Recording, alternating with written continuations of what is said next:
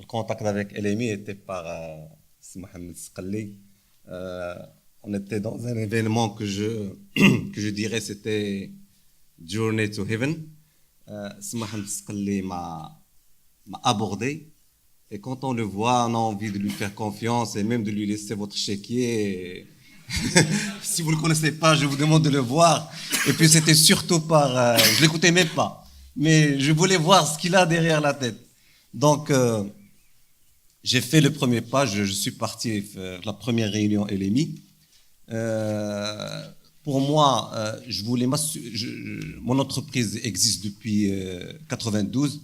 Donc, et j'ai créé beaucoup d'entreprises entre 92 et autres que Sidmar. Je crois que vous connaissez tous un peu le détergent Wash. Dans le temps, on l'a créé en 2000. Ça, c'était une success story. On l'a vendu, on a gagné pas mal d'argent. Donc, moi, LMI, ça m'a permis une chose. Parce que moi, je travaillais toujours, le problème de délégation que les gens avaient, moi, je ne l'avais pas parce que j'avais d'autres entreprises, je déléguais bien. Mais je voulais m'assurer de ce que je faisais était juste. Donc, ça m'a permis une chose, de m'assurer de ce que je faisais intuitivement, mais sans connaissance préétablie que je faisais était presque ça. Mais avec LMI, j'ai pu mettre ça par écrit, déjà. Déjà, j'avais, au démarrage, il m'avait demandé qu'est-ce que tu attends de cette formation. Il faut mettre des buts, des goals. Je me suis rendu compte qu'en fin de compte, après 3 séances, que ce que j'avais mis au début, c'était pas ça. Moi, j'avais cru, comme tout entrepreneur, avoir le minimum de contact avec la banque, donc diminuer l'encours crédit. Alors, c'était pas ça en fait. En fait, c'était un grand problème que j'avais. Comme j'ai une entreprise de bâtiment, vous imaginez, des fois, on arrive à des points de 400, 500 personnes. On travaille dans différents pays, dans différentes régions. On a des chantiers à Laayoune, à Nador, à Tanger. Donc, c'était un grand problème de ressources humaines. Donc, je me suis organisé, j'ai pris le taureau par les cornes, j'ai mis des procédures.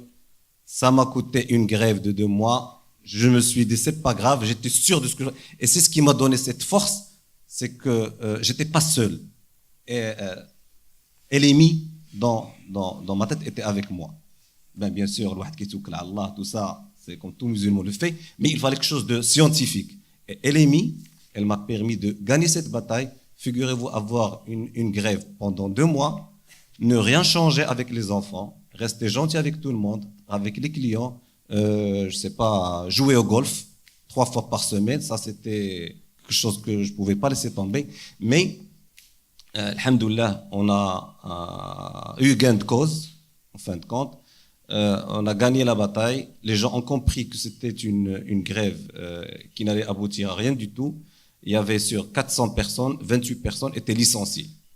Mais là, je suis tranquille. J'ai pu avoir un rendement. J'ai un bon rendement avec mes équipes. Les équipes, contrairement à ce que je crois avec l'Aïd el-Kibir, il me reste combien?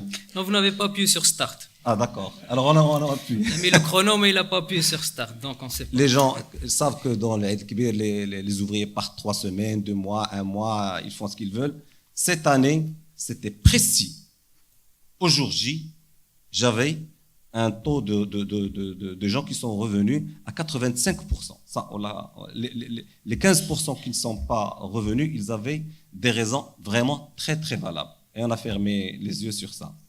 Donc, moi, je remercie LMI pour déjà, on a pu profiter des expériences des gens qui étaient avec nous, parce que d'autres dirigeants. Et pour moi, c'est pour la première fois que il y a un organisme qui dit les gens qui ont besoin de formation, c'est pas les gens qui sont avec vous, les ingénieurs, tout ça, les assistants, tout ça, on voit toujours, mais ce sont les managers.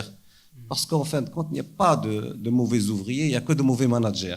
Donc c'est le manager qui avait besoin de cette formation et je vous remercie. Je voudrais vraiment ouvrir une parenthèse, la former pour Sihya. C'est le nom de mon fils et je voulais vraiment... Je crois, Sihya, les questions qui se posent, vous avez une chance, vous êtes l'oiseau rare. Parce que être innovant, parce que les innovants, ce sont des artistes. Ils sont tous fous et ils se foutent de la finance et ils ne sont pas normaux. Pour être innovant, pour être artiste, on ne peut pas être normal. Ça, je vous l'assure. Lui, je crois c'est l'oiseau rare. Tabarakallah, il est scientifique et il est innovant. Et sa réussite, vraiment le fait de dire aux gens, sortez, pour se réunir avec vous parce que vous n'aviez pas le laissez-passer de la société nucléaire, ça c'est purement Oujdi. Merci, c'est ça.